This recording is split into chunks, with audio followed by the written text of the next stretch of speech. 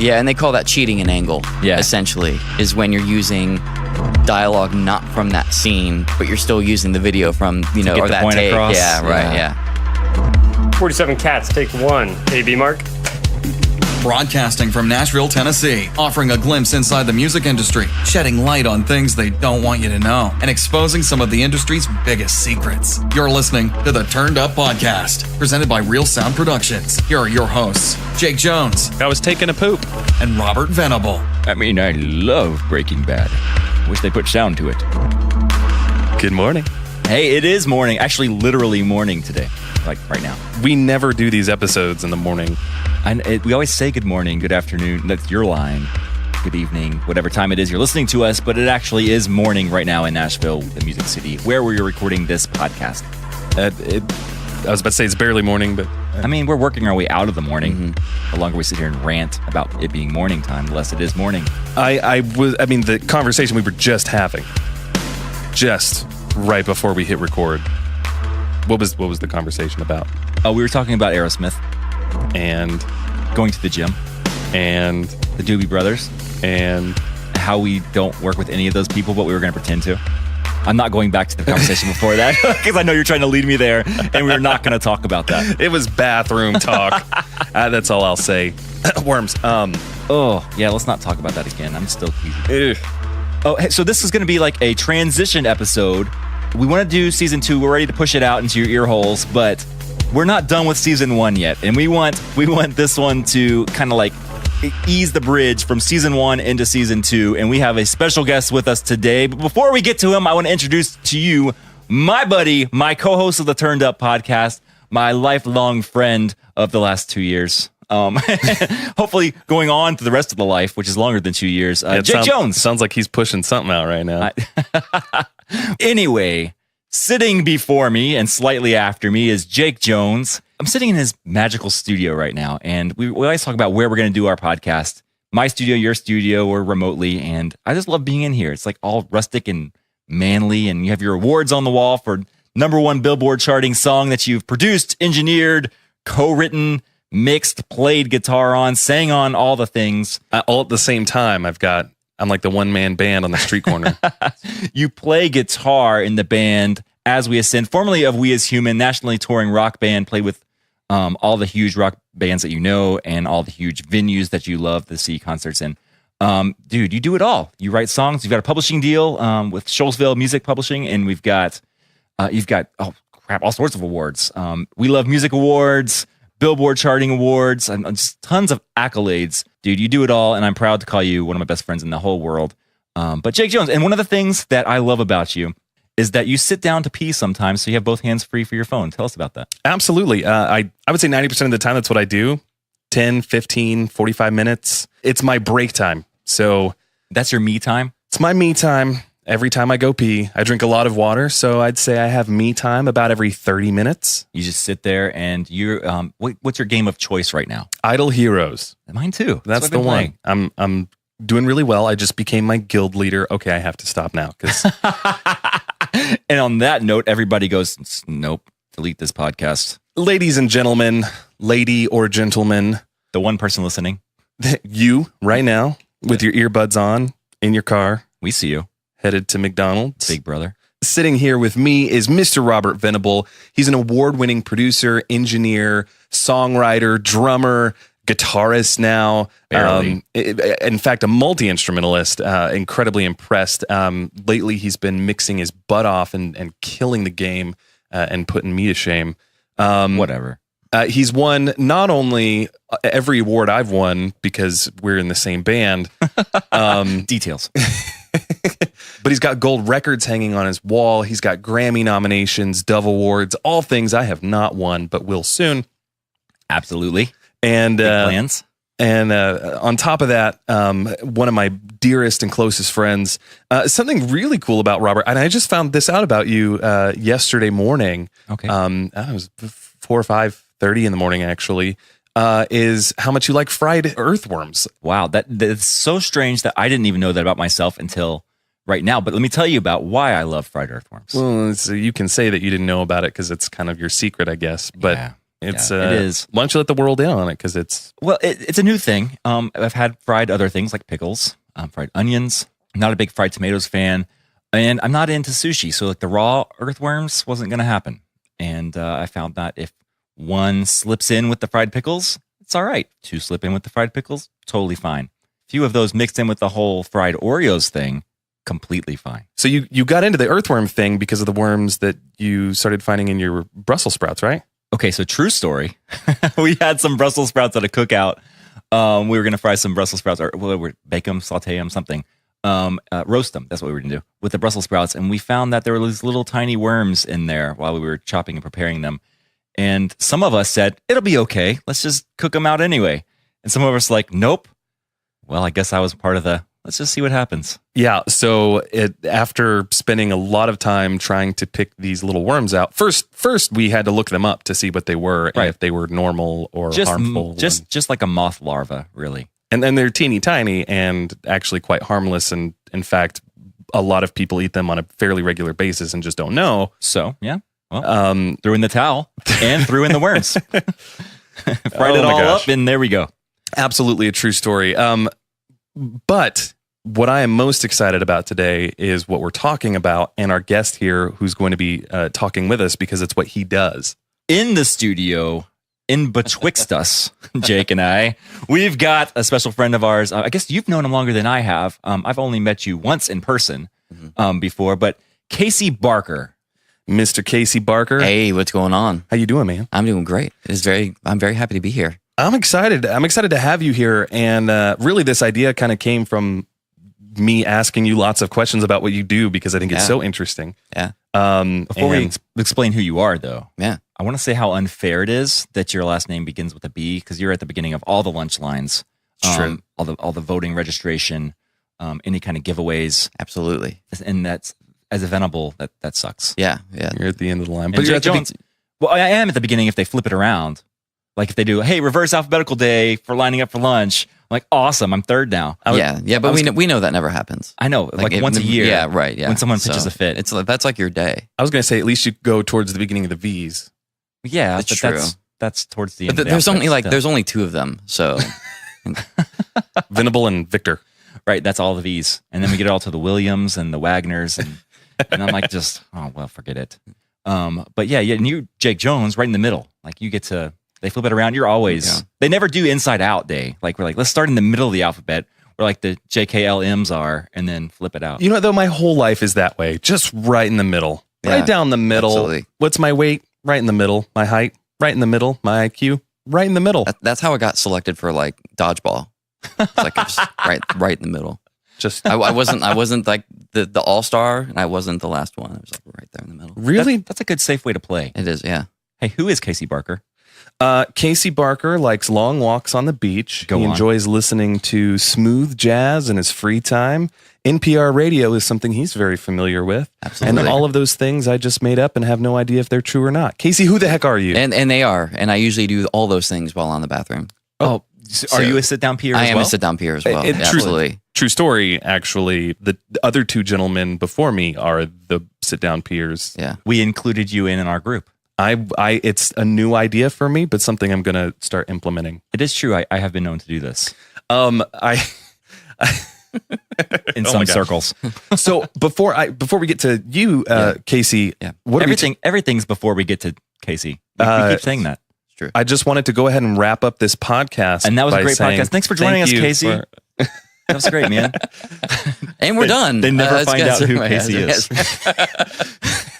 No, we're talking about sound in film, how it gets there, how it's mixed, because it's something we don't even think about. We take it for granted. The voices you hear, we've kind of covered it a little bit in other podcasts when talking about Foley and Foley artists and something that I want to talk about. Like we've covered the whole, like when you see a movie and you see someone walking across the TV from left to right, you just assume there's a guy with a microphone recording that sound. And sometimes there is, and that might be for reference, but it's enhanced or sweetened. We've talked about this. But what about cartoons? You know what I mean? Yeah. Those aren't real. There's not a real cartoon character walking across. Like, there's no one holding a microphone.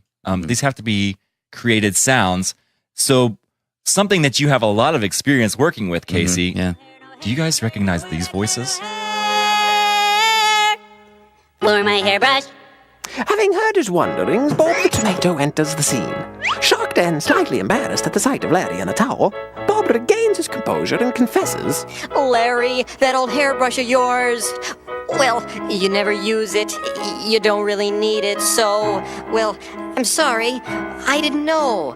But I gave it to the peach, 'cause he's got hair. Feeling a deep sense of loss, Larry stumbles back and laments. Not fair. Oh, my hairbrush. Not fair. My poor hairbrush.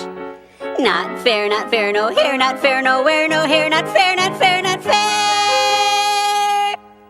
My little hairbrush. That would be half of my like older childhood. Like I loved, like I got it. I Half didn't, of my younger childhood. I think it was like junior high or high school when this started really hitting the market, and it was more of a funny thing for me to watch because I was kind of a goofy kid. But VeggieTales, I think it's great. It's like a wholesome cartoon. That was Bob and Larry. You heard Bob is a tomato, Larry is a cucumber. They don't have hands, but or feet, but they bounce around. So I don't think you'll hear footsteps, or maybe you will. I don't know. But Casey, you have mixed some of these episodes, some of these movies. Yeah. So to answer your question, I'm a post-production re-recording mixer, and I'm also a dialogue editor. And I guess for the sake of the context of the podcast, one of the other roles that I can perform, although I don't really like to, is sound design and building sound effects and all that sort of stuff. Design. And I've been a Foley editor as well. I've not been a Foley artist, but I've done the Foley editing. So yeah, as far as the roles that I perform in post production, it's primarily re-recording, mixing, and dialogue editing. Okay, so we need to kind of real quick for you listening to if you haven't heard our previous episodes where we like explain what these are. Foley, in a nutshell. Foley in a nutshell is people recreating human sounds. Great. So an example of if I pick up a coffee cup, or if you put your hand on a desk, or you slide your laptop across the table, or anything, any kind of sound that a human would make during the course of interacting with the world. Footsteps as well. Yeah. Okay, cool. So we covered that, and even everything down to like a hair whip, or like your clothing makes sound. It's correct, yes. Okay, cool. Dragging a cigarette, which was... Absolutely. Right, that was Greg Barbanel. The guy who did the Walking Dead sound effects and sound design and Foley and Breaking stuff like Bad. that. Absolutely. Breaking Bad, and he explained, what was the trick for that? He would buy a pack of cigarettes just to take the cellophane wrapper off, ball it up as tight as he could, and just squeeze it into the microphone. It's like crinkle it, and it sounds like this sound.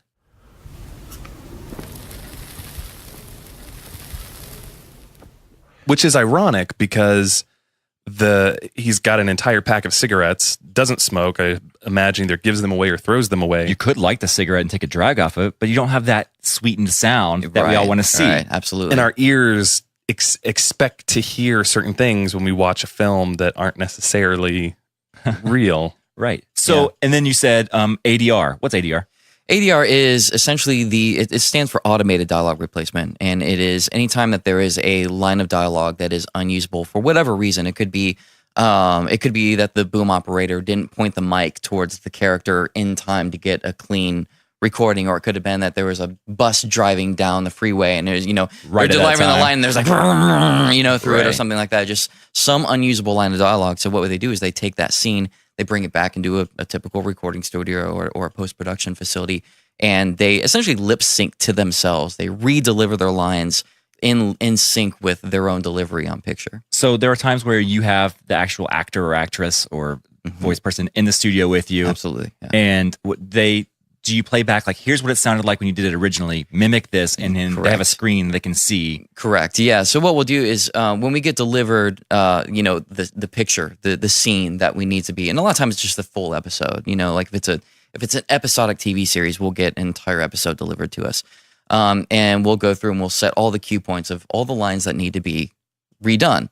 And so actor comes in, we'll go, okay, we're going to play your line for you, and it has the original production line, the one that we need to replace, and so they can listen back a couple times and listen to their inflections, or maybe if they were upset or whatever, they need to take a minute to get into that emotional place again to be able to deliver that line authentically. And so they'll listen back a couple times, and when it's time to go, we're like, okay, here's line 1, take 1. We hit record, and then once their line comes up, we have 3 beeps, boop, boop, boop, and on that 4th imaginary beep, We pull all production down or out, depends on, that's just whatever their preference is. Right. Yep, and then they'll redeliver the line, and we'll do it as many times until director, says, "Yep, that's good." 2 questions for you. Yes, Number 1, are they watching the scene, trying to say it in time? that's correct. Yeah, Which has to be hard if you're trying to capture an emotion, but you can't just say the line again however you want. You have to say it at least closely in time. Like if you're running from a train, you have to be like, do you like run in place for a second to get that out of breath feeling? And then a lot of times they beep, will. Beep. Oh no, the train! Absolutely, yeah. And we've done plenty of scenes like that where they're, we did I did ADR for The Expanse, which is like a sci-fi thing, and they're like in a gunfight, and so guys like ducking behind cover and stuff like that. So he's like winding himself in the booth, to be able to deliver that line kind of in a breath-winded, delivery. Question number 2. The microphone that you're using to record that, yes. Does it have to be the same boom mic that was originally used or that they're using for the episode, or does it matter? You try to match it up later, or how's that work? There's an industry standard, like an MKH50 is a very popular, or Sennheiser 416. They're both incredibly popular, boom mics. And so in the studio environment, those, it doesn't really matter. It just kind of has to be like an industry standard, like a recognized quality mic. But we'll do a boom mic and we'll also do a lav, because essentially, generally speaking, in any production, those are going to be the 2 mic options. Is you're going to have someone with a boom or with a shotgun mic on a boom pole, and you're also going to have them wired up on a wireless lav mic. And so we'll do that. We'll recreate that situation in the studio as well. So that way, if the dialogue editor or whoever's cutting the show, if they happen to use the lav mic for that given scene, right. Especially if it's a wide shot, like you got to think if like say we're like in a church sanctuary and the camera's at the very back of the room, you can't fit a boom mic up towards like the pastor or something. Like you're going to see a guy standing there with his arms up in the air holding, so they're going to have to use the lav. And that way, that's why when we do ADR, if they cut the lav, we have to have something that sounds close to that, because there is a considerable quality difference, right? Sonic quality difference between a boom mic and a lav mic. Recording from 10 feet away from the person as opposed to like 6 inches below their mouth. That's correct. It's definitely going to be, and it's a totally different mic. Right. Absolutely. Yeah. Okay. So before we get too far into this, we mentioned VeggieTales and the sci-fi. What was the sci-fi one called? The Expanse. The Expanse. Uh-huh. What else have you worked on? Toot your own horn for a minute. Yeah, sure. My first major, post-production credit was VeggieTales in the House, and that was a Netflix exclusive. I mixed every single episode of that entire series in 5.1. So there was in surround sound. In surround sound, yeah. So awesome. that was a 5.1. And then after that, I was dialogue editor and re-recording mixer as well for season 2 of Still the King on CMT, awesome. Which was Bailey Ray Cyrus's like comedy. Yeah. And then I was recently dialogue editor and dialogue re-recording mixer for TBN's Smoketown. And then I've been ADR mixer for several movies and TV shows. One being ABC Nashville, The Expanse, what I just told you about, Lodge 49, which is an upcoming AMC television series. So, in addition to those, you also worked on a huge show that we can't really talk about. Right. Yes. Huge. Because huge show. There are some shows that you can only hire certain members of a union to work on, and that's just like the contracts they have or the way that they're set up. That's correct. Through their networks. And then if you're not part of that union, you're not supposed to work on that production. Correct. Yeah. But we Generally all know that speaking. sometimes that things go under the table a little bit. Right. And so that might have happened on this, so we can't talk about it. Maybe. How hard Maybe. How hard would that hypothetically be to have worked on a major television show and not be able to add that to your credits? So that sucks. it's annoying. Yeah, it's annoying. It would be annoying. Yeah. I mean, hypothetically. Yeah. I mean, generally speaking, any type of live action show, whether it's that one or, like with Still the King or Smoketown, anytime you're doing live action, it's difficult. You're talking about the animation, you're talking about VeggieTales and stuff like that. Yeah, I mean, you're essentially building a soundscape from the ground up because there's nothing there to go off of. You're building literally everything from scratch. So can I ask you a question about that? Yeah, absolutely, yeah. Just to totally interrupt. I'm a fan of VeggieTales and I've seen it. And so I know that every time that one of these animated characters bounces around, Yes. there's a sound. Yes. Do you have a folder that says bouncy sounds? Like every time they move, there has to be one of these, or can you create whatever you want to later? Or like, no, this is like the patented sound that we have for when they move. Right, yeah. Thankfully, I was not the one in charge of that, but I worked closely with the person who was. Gotcha. Yeah, so what she essentially did is she started putting aside a dedicated folder or a sound library within the sound library for this is this person's top sounds. This is this person's top sounds, or or these are the types of sound effects I'm going to use for this. And there was a lot of whistles and wishes and all that kind of stuff. Because if you've never seen a show, there's like an asparagus, a They're all tomato, a vegetables, cucumber, there's peas, there's eggplants. Artichoke. and each one of them had their own unique like signature hop sounds. So if you listen closely, and you don't hear them a whole lot through the episode, because if you just heard boing boing boing the entire time, it would get super annoying and distracting. As a parent to twins, I understand. Right. but they're there. Like every person has their own distinct bouncy sounds and footstep sounds. So with VeggieTales, what was your day to day? So my day to day, I was the dedicated re-recording mixer, and so I was given, and this may answer a later question, but I was given a 10-hour day to mix the entire episode. It's a 22-minute episode, and we were pushing right around 200. I mean, it's 256 tracks basically, or at least as far as voice count. So when you talk about, on a Pro Tools system that's not beyond an HD1, you're hitting your voice count limit. So for you listening, if you don't know anything about Pro Tools or anything like that, basically that's the software we use to record, mix, stuff like that. That's what I use. There are tons of them that people use. Compare it to a pop song.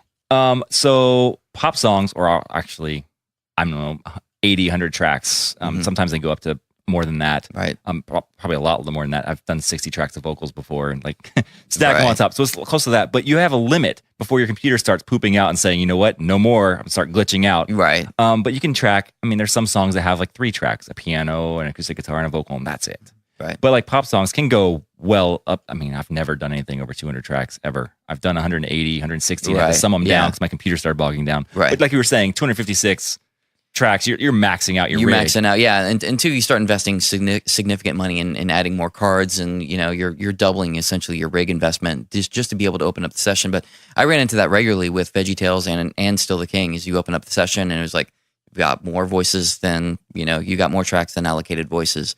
And you have to start truncating, everything down, and trying to figure out how to consolidate stuff down, and that's the thing, is then you only got 10 hours to mix everything. I mean everything. Jeez. Yeah. I mean it's it's a sprint for sure. Real quick, I just wanted to cover a couple of things before we dive too deep into this, and that is just how incredible it is that we have things to listen to while we watch television or movies or anything at all. And that might even sound silly. I mean, we take it for granted. We have an iPhone. We have a phone in our pocket that we can pull out and take a video. And when you hit play, there's the sound synced up perfectly to the voices or to the mouth or to the footsteps or whatever. And it hasn't always been that way. Oh, of course not. And of course, I mean, I imagine most, if not all of you listening are familiar with silent films, whether you've ever seen one or not. I remember when those came out. Yeah. How amazing was that actually? Yeah. I had already lost my hearing, so I didn't know it was a silent film. Yeah. They hadn't invented how hearing does aids yet. How does it feel to be the pioneer of the silent film? One of my greatest accomplishments. Yes, absolutely. I remember sitting there in the theater alone watching a film. Every film is silent once you lose your hearing. Yeah. Still watching silent films today. I mean, I love Breaking Bad. Wish they put sound to it. Yes.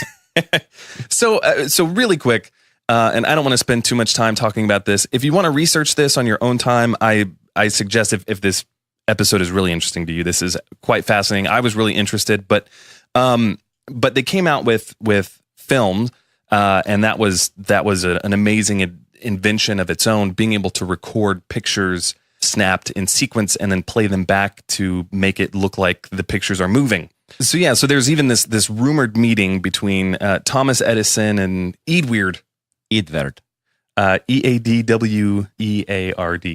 Sure. Probably pronounced Edward. I don't know. Muybridge in 1888, shortly after Edward gave a lecture on film, on moving pictures. He's one of the greatest pioneers there ever was. He met with Thomas Edison to discuss this idea of combining sound with it. Right. Which, of course, Thomas Edison, we've talked about this on another podcast. He invented the ability to record sound onto a wax cylinder. Yeah. And so that was kind of the idea of having sound and film together was there from the beginning, but how to get there was incredibly difficult. And there were a lot of inventions that took place in the beginning, and essentially all of them kind of sucked. There was the zoopraxiscope.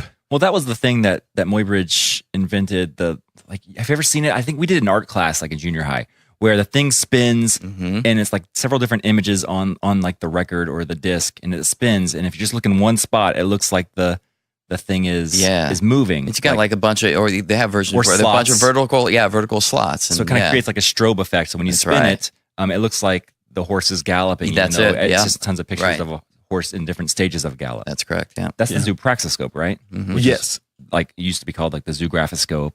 Yep. Before that. So there was the zoopraxiscope, which of course was silent. And then there was the kinetoscope. Yeah, it had like a little peephole at the top of this cabinet that was all like with these little weights on chains in there that triggered different images. It's kind of interesting little thing. Yeah, and then I believe it was Thomas Edison that combined the two.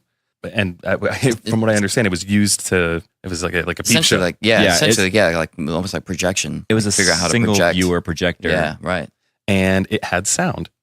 And it, if I understand correctly, it combined kind of the zoopraxiscope idea with the kinetoscope. Yeah, kind of on a longer scale. So it not just a continuous loop. A longer film could be played. Right. This came around, I think, in like 1900.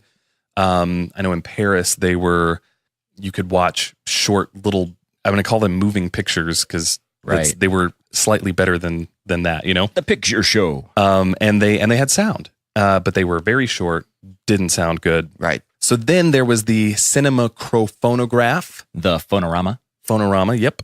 And what was that, Robert? Okay, so basically just similar to the kinetophone, but just is a system that you let the viewer use earphones to hear it. So you like give this private little show with sound privately, all kind of synced together. A Swiss guy invented it, around the turn of the century. And so you have to understand that electricity to reproduce sound was for a long time non-existent. When you wanted to hear something back, again, you recorded it to a cylinder. Right. Or a disc, depending. And then you played it back by just turning it, and then they had a big horn. It was just basically like reversing the process. A huge horn. A huge horn, yeah. Yeah. Even to record, whenever they finally started putting dialogue to these films, to record the dialogue, they had to stick their faces in this horn to record it to the tube. Right. Not a simple process, not easy, cumbersome, and then the playback quality was horrible. Well, one of the big problems they ran into was, we were saying all these different ways of playing sound and video sound and moving pictures at the same time was syncing it together. If you'd have to hit play or start or wind it up and let it go at the exact same time to get these sounds to sync up with the footsteps or the voices or whatever. And so different, when it went into a larger scale, theaters or whatever, someone having to hit play or whatever, like I said, winding them up at the same time, letting them go, they might not sync up properly. So we had to find a way to kind of break that boundary. Well, and even thinking about it, a lot of times, if they weren't using some kind of electrical device, it was a crank by hand. And I imagine not very consistent. Right. And someone had a stronger arm than the other. And then recording the audio was a very similar process. And it used gears and springs and those kinds of things, but it was all mechanical. It was all, inconsistent. So even if you started at the same time, at some point it's going to start getting out of time. Right. And that's going to be a problem. It's super archaic. So then we come to sound on film. And there was a debate, sound on film versus sound on disc. There was the price and those sorts of things. We're not talking about CD discs. We're talking about like it's the equivalent of a vinyl record. Yeah, but years. Yeah, but not I'm as pretty refined. sure there's it's a different thing. I think it was a music disc, but I think that there's a video of a guy going on like a tech show showing off one of those discs, and like his hands were like super shaky, and he was like one of the few like original surviving discs in the world. And I've seen this video. Yeah, he shatters it into like a million pieces all over, and oh man, it was worth like hundreds of thousands of dollars. It's amazing. He like curses on camera and it's poor guy. oh yeah, it's hilarious. So this is a one-of-a-kind piece. There's no other one like this particular one in the world. And you can see the tracks go this way. And it's really cool because it records much more accurately than... Oh, well, that does happen every once in a while. That can't be good. Now, are you done with that then? Yeah, I'm done with that. All right. Apparently we're really done with It's so sad and hilarious at the same time. I mean, it's hard not to go, he dropped it. Yes. That's Yeah, what I wanted, right, you yeah, wanted right. to see it happen, Yeah, but you right, don't yeah. want it to happen. I mean, it's like watching NASCAR and you wait for the wreck. Yeah, exactly. Right. Yeah. Right. Exactly. Yep. So all of these inventions and again, I'm just brushing over all of this pretty quickly. None of this is commercially available. This is all inventors and innovators trying to come up with ways to watch movies and not even full movies. Just Clips, like little sections of a motion picture. Mm-hmm. Yeah. And then this was a huge deal too. It'd come to your city and they'd have it on the marquee and they'd have posters on the walls, like advertising, hey, come watch this motion picture show with sound. Right. Yeah. And that was like the big to do. Like you dress up in your formal wear to go see a movie and hear it at the same time. Yeah. Big deal. So anybody know the first movie, full-length feature film to have recorded sound with it? Oh man. Was that the purple No. pink lady, the umbrella, what's that show? We talked about it on the previous episode. I hate that you asked this. I don't know. Don Juan. Nope. I was way off. Don Juan in, and I should know this, 1930? 31? My name is 26. Don Juan. 1926. Okay. I was way off. I was Samsonite. So Starring John Barrymore. A Don, Warner Brothers production. do you remember him? And I don't think it was the first one with sound. I just think it was the first one with a synchronized soundtrack. Like Yeah. commercial full-length Yes. feature. Right. Yes. And it definitely set a precedent, although still rare, and Oh yeah. most of the world still watching silent films. Sure. After Don Juan come the talkies. The talkies. Yeah. Which is like a nickname for these types of things. Yes, and this is when it starts to become a little more common. Late 20s, early 30s, we start seeing these shorter episodes, if you will, of sound and picture at the same time. Right. And that's also when it starts to kind of migrate across the world. I know the U.S. had it, Paris, Europe, some of the yeah. European countries. I think Japan or China were some of the last, because to them to watch a film in silence was a very nice leisurely thing to do. They didn't. Right. It was more just out of necessity because they had to compete with the market. Right. That was Japan. The funny thing is coming when you asked that previous question, I was thinking the jazz singer. Jazz singer. That's what I was thinking. That's the one I was thinking. I was like of, Purple Lady, rather than Don Umbrella, Juan. what's the thing called? Right, yeah, right. Which Yeah. the jazz singer is a talkie. Is Talkie, that right? right, yes. So that was one of the first talkies that came Yes, out, which right. is short. What's talkie short for? Talking shorts, maybe? Talking film? Talking pictures. Talking I saw it pictures, on my yeah. notes. Nice. There you go. Now we've got sound and film. We're getting better at synchronizing them because they're recorded completely separately, and there's voices, which creates a whole new set of problems, again, that in the year 2018, we don't think about. No. But now these big film studios have to invest in things like microphones and all kinds of recording equipment. On top of that, you've got movie theaters all around the world that, because the projector screen in the early 1900s was a big deal. They started projecting movies. They could see it on bigger screens. Yeah. There was no sound systems. Right. There was no way to listen, and then when there finally was, it was like a big horn, playing a disc or a cylinder. Yeah. And so they have to have speakers now, and these speakers can't just be a speaker like you have in your car, because they need to be able to hear, the audience needs to be able to hear the sound effects and the voices, and they need to be able to tell them apart. So the speakers have to have different drivers, which is like Right. the little tiny speaker called a tweeter, and then the big one called a woofer. And this is, millions of dollars, which would be billions of dollars today, are all these movie theaters and movie studios having to invest in this equipment for this new technology to be able to hear what you're seeing. Which is funny because that's still I mean, from that point till now, it's still relevant today. Right. Still new Still technology. relevant. Yeah, new having technology. to- Yeah, having to update. You know, like cool. we Bigger, get to- better, who's gonna do it? Exactly. What's cost I money can and- imagine people back then. They're like, your theater doesn't have speakers. Where's your orchestra? Yeah, right. You know, and I've talked about this in a former episode, but my great grandfather played piano for silent films. Which is really cool. Oh, that's They had crazy. a pianist in the room while the Yeah. silent film was playing. He played. I just remember when he was learning how to play. Good things. Did he consult you on how to play man, piano? I didn't want to You're give his him all piano my teacher? secrets. Yeah, I just let him do his thing.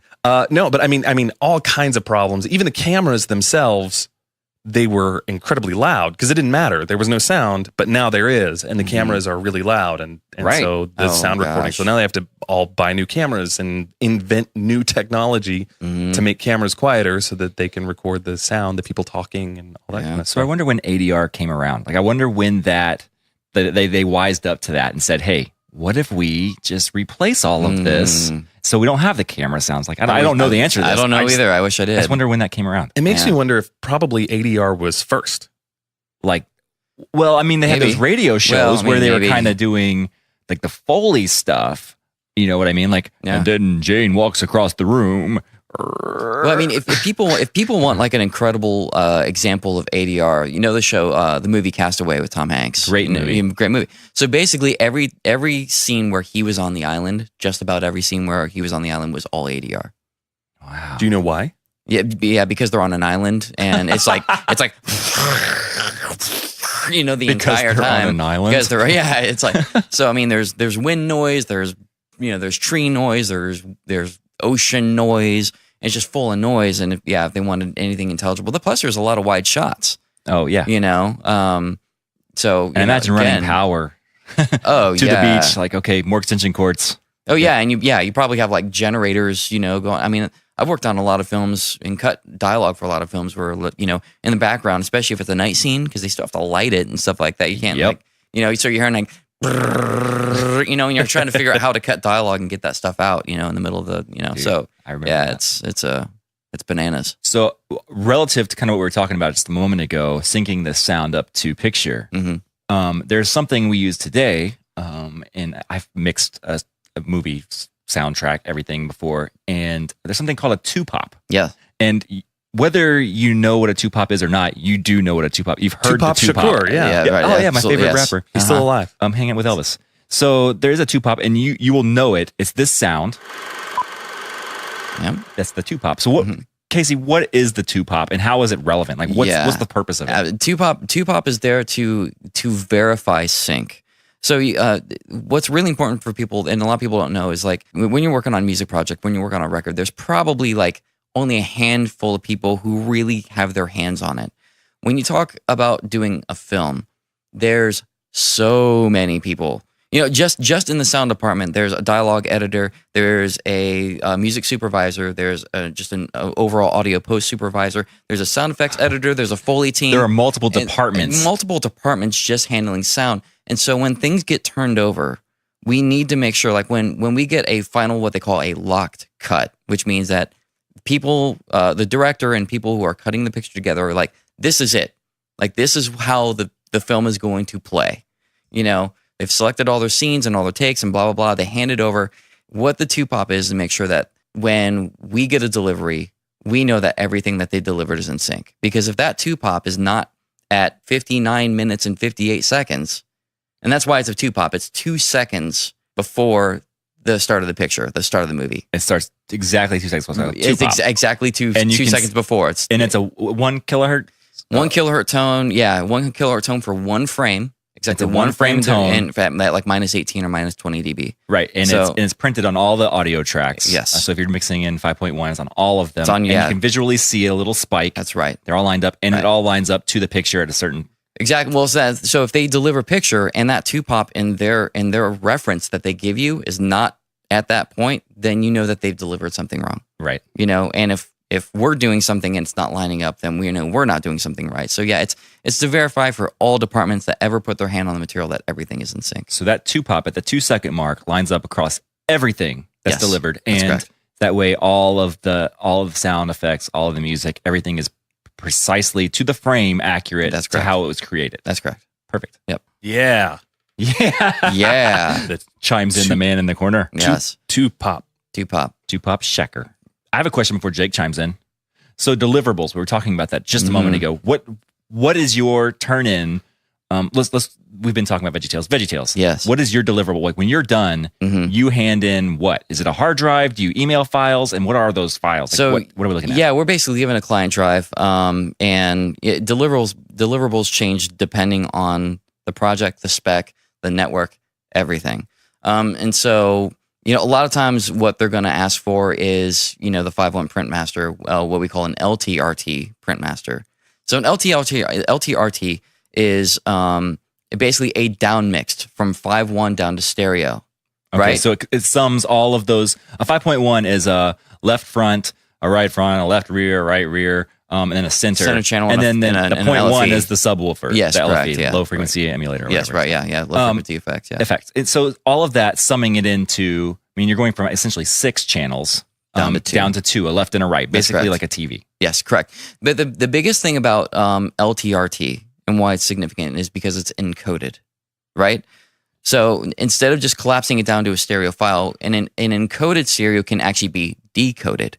This is why you guys have it's part of the reason why people have home theater systems like the receivers, because those have decoders in them so they can receive a stereo file that is encoded and actually decode that back I've into always a 5.1. Is that wondered. like Dolby? Is that like yeah, a thing? Okay. Yeah. So that's an absolutely. algorithm or a code that it's using to translate Yeah, that. or ProLogic or whatever. Yeah, it's those are all. And the average consumer has no idea. It has what that no means. idea. The majority of people, it's funny because the majority of people who have ever listened to anything I've ever mixed has probably been listening to the LTRT, whether in stereo or 5.1. Because if it's not decoded, it'll still play back in stereo. But if it is decoded, it'll open up into a 5.1. That's cool. Yeah.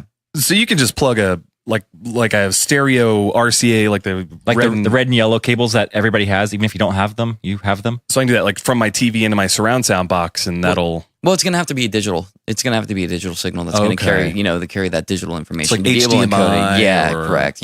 It'll come down through your coax if it's coming from your cable provider or whatever. Well, you guys are talking about encoders and checking the specs on the rotary girder. Flux capacitor. Yes. Now, you mix this stuff, right? Yes. The term dialogue editor, you said that's what you do. What does that mean? Does that mean you're actually editing, like cutting out lines and that sort of stuff? Kind of. So, without going super hyper technical into it, every time a film is filmed, you've got a guy with a boom pole recording all this stuff, right? You talked about sync before, and essentially what happens is after the film is edited and all those takes are selected, they need to come to me, and I basically get dumped usually like a 300 to 500 gig, folder full of everything that they've ever recorded for the entire film ever, or for the TV series or for the episode. And it's my job to relink all of the audio from those recordings back to the editor's cuts, the picture editor's cuts. And at that point, I can open everything up. I can see the boom mic. I can see all the lav mics. If they've planted a mic in a prop or something like that, I've got all of it. And we've talked about this before. Yes, right, yeah. Which that blew my mind. I didn't, we've all seen, the guy with the big boom microphone. You're right. You know what? yes. I'm going to post a picture to our social media right now of a boom operator, just so There you you go. guys can envision this. So when you're done listening, switch over to our Instagram or whatever and check out the picture. Yeah, You there know you what we're go. talking about. Right, absolutely. Yeah. So we've seen that before, Yeah. especially with The Office taking over. They've got the boom operator. Yeah, right, yeah.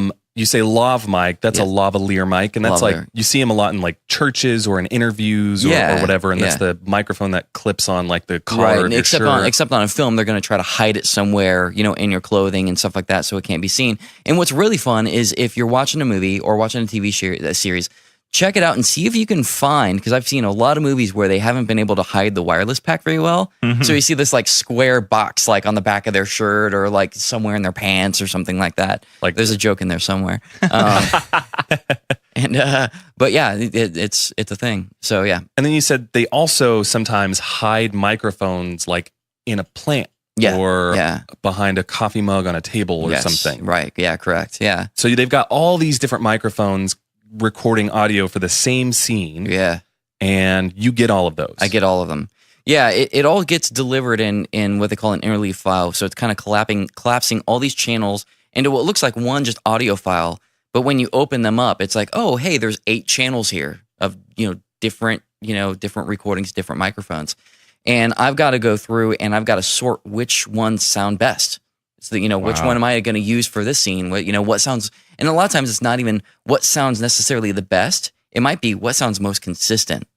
Because if it's bouncing back between a 2-person and the camera angles are changing, stuff like that, the quality of those recordings can vary dramatically. Well, and especially like on a TV show, they don't usually, depending on the scene, of course, they won't have 2 different cameras.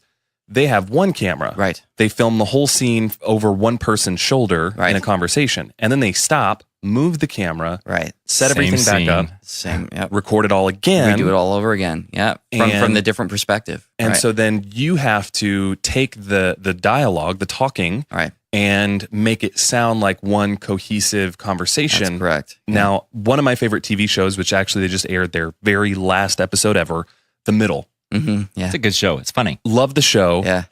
Now, as someone who does not work in this field, I can tell you that they make a lot of mistakes with their, I would say it's probably more shooting mistakes than audio because they get too much of the person's mouth who their back is to the camera. Yes, right. And so you can see that what the person is saying on screen is not even remotely close to what they're saying. Right. To what you're not hearing. locked in Right, properly or whatever. Yeah, and they call that cheating an angle, Yeah. essentially, is when you're using dialogue not from that scene, but you're still using the video from, get or the that point take. across. Yeah, right, Yeah. yeah. Do you find yourself having to do that often? Oh yeah, absolutely. Yeah, and sometimes those are great, and sometimes they're not. If they've done it well, you can start digging into alternate takes, and those are like those are the audio clips that weren't used specifically for that scene. But if they stumbled over a word, or they didn't have a good inflection, or their emotion wasn't convincing, you can start digging through one of those other takes that didn't actually get used and go, oh, okay, I'm going to throw this in here because it just sounds better.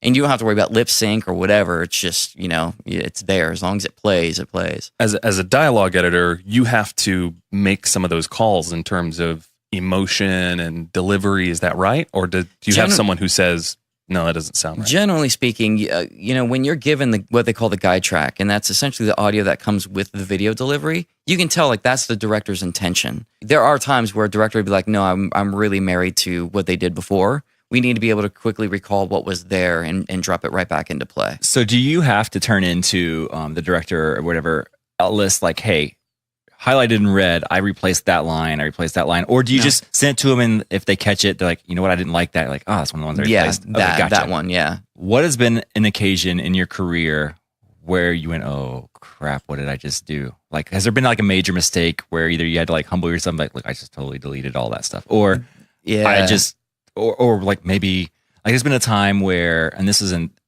similar to that, but like not a mistake, but we just didn't have the audio we needed for a record I was producing, and I recorded the first line of a song. I sang it to try to match his voice because he wasn't liking something about his voice, and he couldn't come back and record it. So there's a time like, oh man, I just jacked something up.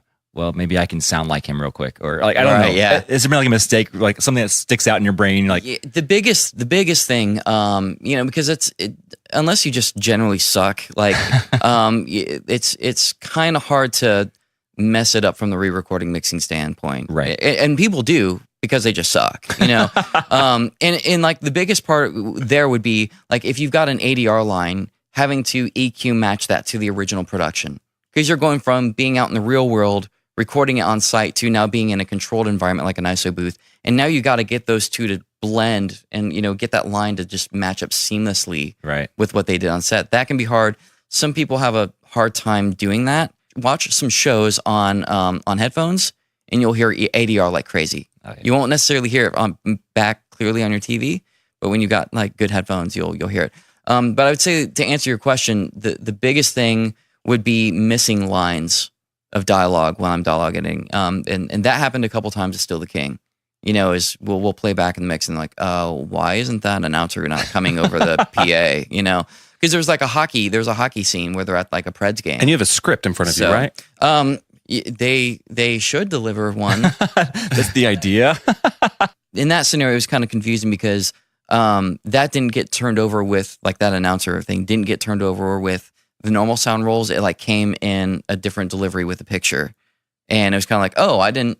A lot of that stuff is temp, what they call temp, right. Whether temp ADR, temp dialogue, just because they know they're going to replace it or whatever. Temp isn't temporary. Temporary, yeah, correct. Some things that seemed like temp weren't actually temp. And so I didn't bring it into the thing. And so, when they're at this Preds game and, it's like, hey, ladies and gentlemen, over the, it's like, they're like, why is he not saying that? So I'm digging. Like, oh, that's real? Yeah, exactly. Yeah. So I'm digging through, old deliveries and be like, oh, crap, where's this file? And you got, 3 directors and writers behind you, like waiting for you to pull this stuff in, and it's, it's a little nerve wracking. I would imagine I would be a lot nerve wracked. Yeah. I'd be nerve wracked. Okay.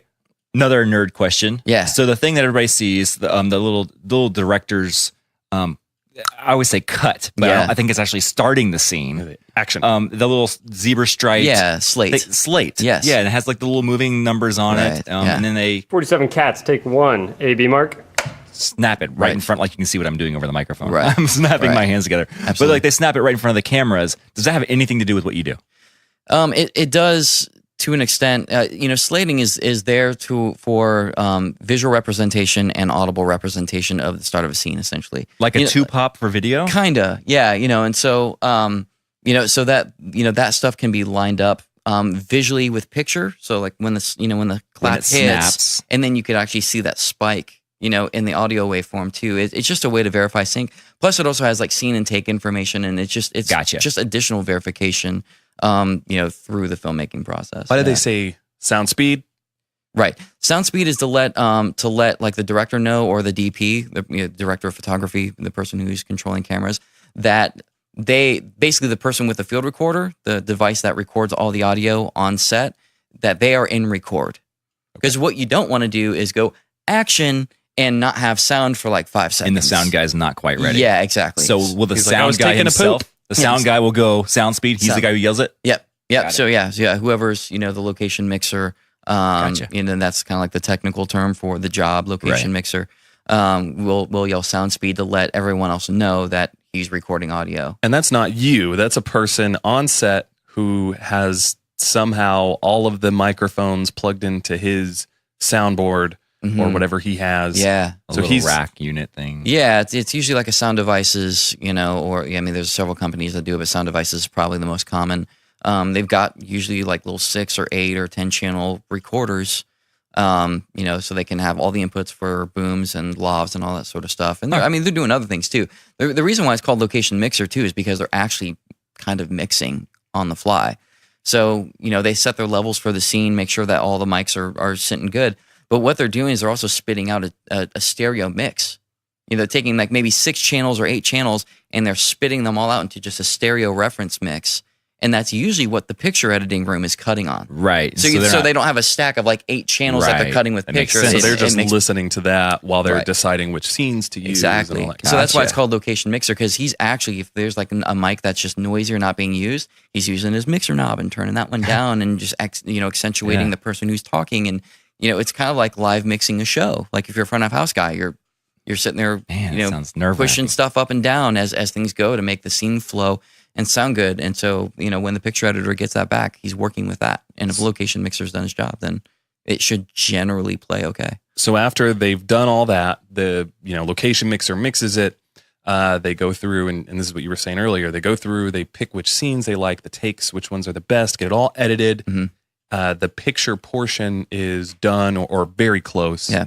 That's when it comes to you. Yes. And then you have to go back now to every scene of audio, every microphone of audio, figure out which ones sound best, most consistent. Right. And then edit all that together. Right, yeah. And you do a lot of dialogue editing, but you also do full episode sound effects, music, all that kind of stuff, editing as well, right? Yeah.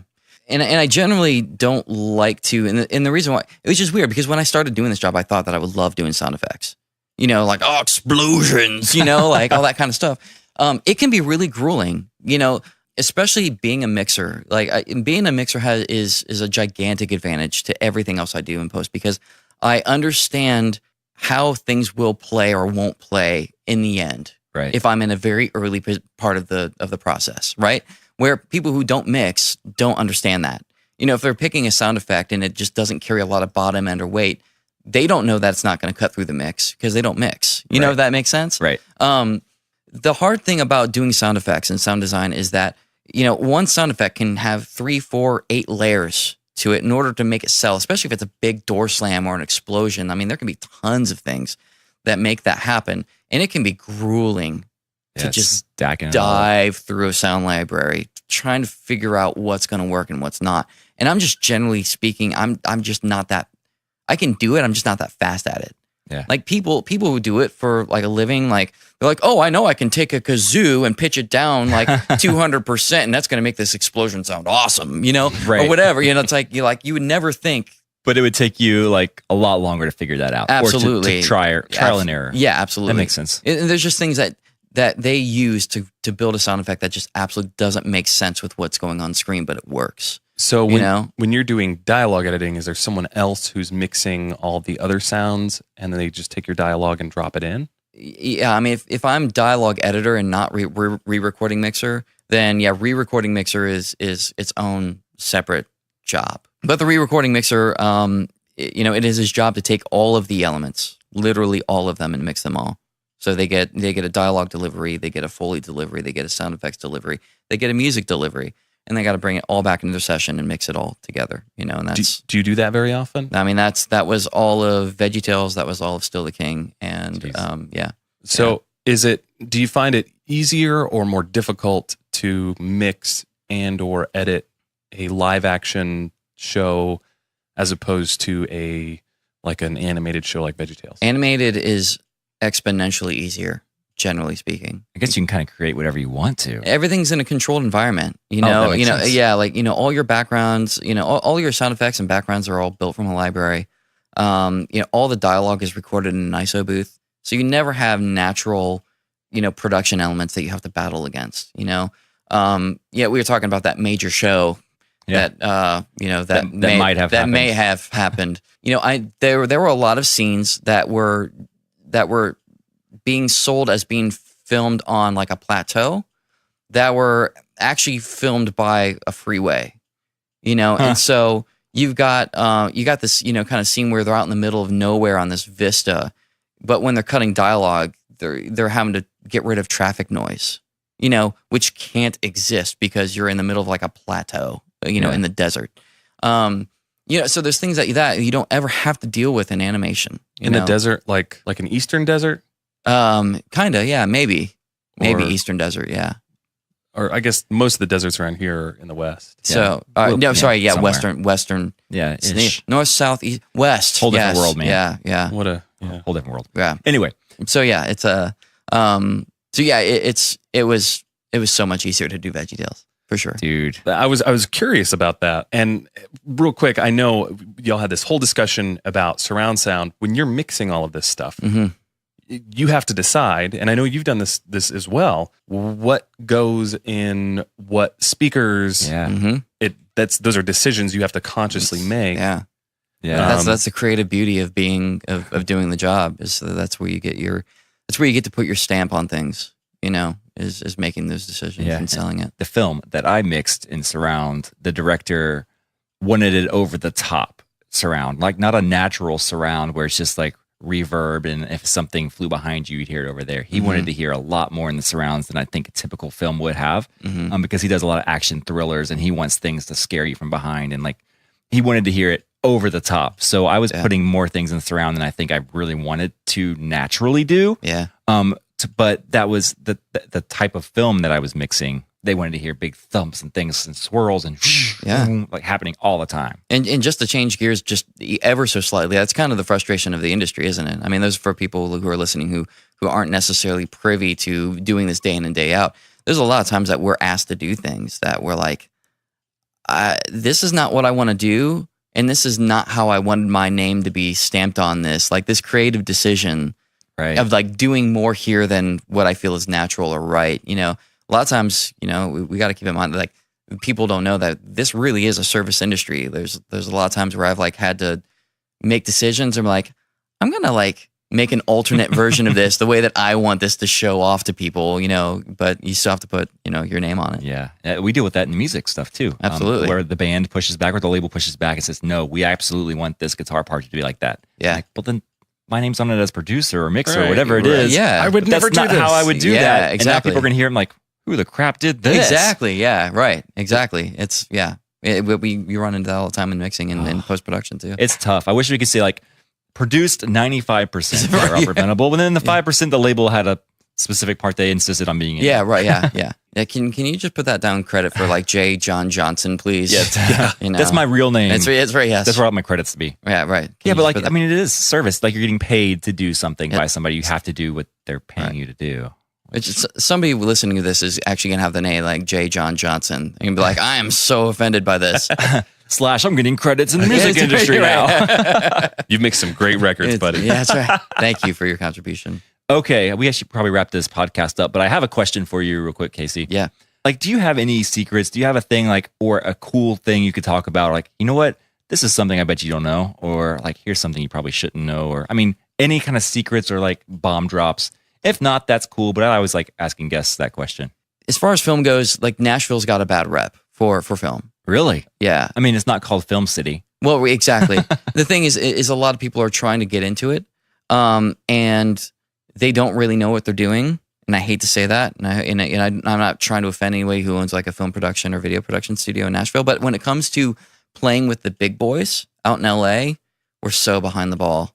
And a lot of times, LA doesn't want to, not necessarily want to cooperate, but if they know that Nashville's getting involved, they're like, like stuff is going to come back and it's going to suck, or they don't know how to play well, or, that kind of thing.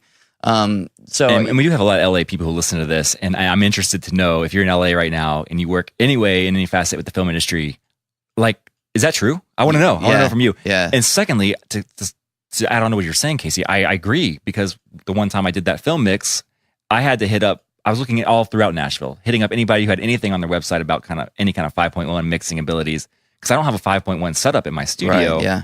And I was like, is there a room I can rent? Because there a way I can just come in and reference it to see, make sure it sounds good. And like no one in Nashville's doing it. No one in Nashville's doing it properly. And I'd ask questions which they should know the answers to, and they don't. Right. Like, wow. Okay. Yeah. Nashville is not a film city at all. It's not. Yeah. And when I got hired for CMT Still the King to mix that show and cut dialogue for that show was supposed to get mixed in LA on a big stage, and season 1 was done that way, but budget was not allowing for, renting a gigantic dub stage in LA for every single thing and flying people out there and back, because a lot of that was produced here. So they're gonna have to fly producers out for every single mix and put them in a hotel and blah, blah, blah.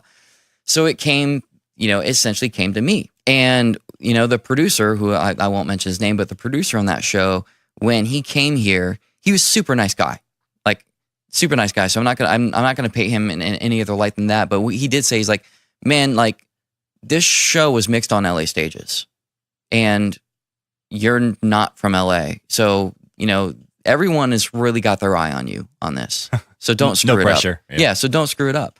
And the great thing is after the first mix, they're like, holy cow, you nailed it. And I actually, to toot my own horn a little bit, I actually made season 2 sound better than season 1, which was a big, accomplishment for me personally, because I know season 1 was done by big boys in LA.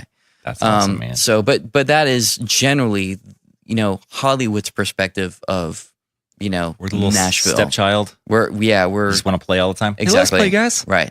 Throw me the ball, man. We're really exactly. good. Right. Like, no. What sport is this? I'm really good at it. Yeah. We know which city's getting picked last for the film game. Yeah. Touch score. Right. Yes. Love sports ball. I love sports ball. It's great. There you go. Well, dude, hey, man, thanks for sitting in here and talking in our mics with us. Thanks for having talking me. in your mic with you. You brought your own mic. I know. Prima donna. Ladies and gentlemen, Casey Barker. So are you available for doing any kind of freelance work? Are you strictly working with stuff? Like if someone wants to get a hold of you and say, hey, I'm doing an indie film, I'd love for you to do some work. Yeah, absolutely. How would they find you? So you can go on, best thing would be to email me, cbarks@me.com, cbarx@me.com. or you can reach out on my phone number. You guys can maybe put that on the podcast or something like that. Ooh. So if you want his phone number, send us a message. It's for that. I'm not gonna put it out there don't put it out airwaves. there. But yeah, direct message. I am actually currently building my website. It is not live yet, so don't go there. Don't go there yet. But you know what? I'm just going to put it out there. It's going to be cbarkerproductions.com. So it may be live by the time this goes up. I don't know, but we'll see. But that'd be another great place to reach me as well. Rad. Man, well, you've done good things and you're doing bigger things every time we talk to you. So that's cool. Well, thanks for having me.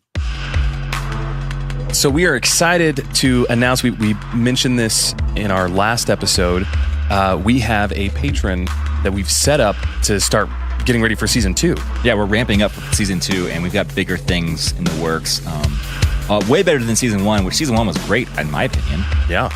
But this stuff, we've been coming out of pocket personally to make all this stuff happen and spending hours and hours and days for each episode preparing and researching, recording, mixing, editing, and getting stuff on the interwebs for you along with Real Sound Productions, just so you guys can hear it.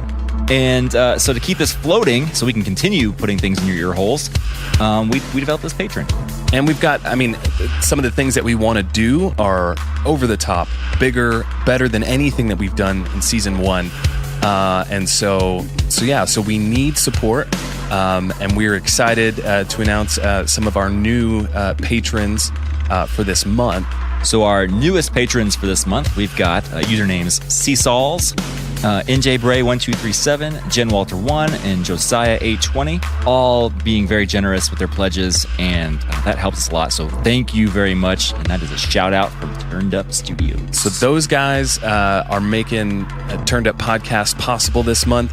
If you would like to help us, if you would like to be a supporter, you can check it out. We've got all kinds of cool things that you can be involved in, from helping us plan future episodes, as well as giving us ideas, chat back and forth with Robert and myself, and then also coffee mugs, stickers. We got all sorts of benefits. Private Facebook page that we're talking about. Just some behind the scenes access stuff, which we'll be posting as well. What's that URL?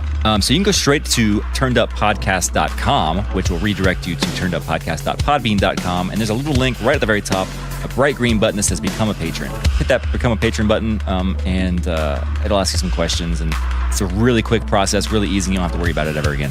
So thank you again so much to our supporters who are already there. We love you. And to our new supporters, thank you in advance. And we will absolutely talk about you, mention you after the next episode. Man, there's a little thing here that says 71,552 downloads of our podcast. Wow. 35 episodes in. Oh, holy cow. Man, we are thankful for that, and blessed. Thank you so much for even giving us a shot. We want to hear from you. We do. Let us know what you think. Let us know what you like, what you don't like. Tell us how much you hate Casey. Why did you ever do that episode? Please. We should do a roast of Casey on the podcast. I can take it, I think. Let's do it online. Yeah. Tweet us. Yes, tweet us. Hit us up on Facebook or Instagram. Same handle on all of them. Just at Turned Up Podcast. And or like turneduppodcast.com if you want to come and be a patron or listen to past episodes. You know where to find us. You're listening to us right now. Of course, the iTunes podcast app. We're on Google Play, Spotify now, Stitcher. Anywhere you listen to podcasts, we are there. Tell your friends about us. Yeah, tweet about us or Facebook, tag us on a Facebook post. We saw a lot of tags over the last couple of weeks, people suggesting our podcast, people asking for suggestions.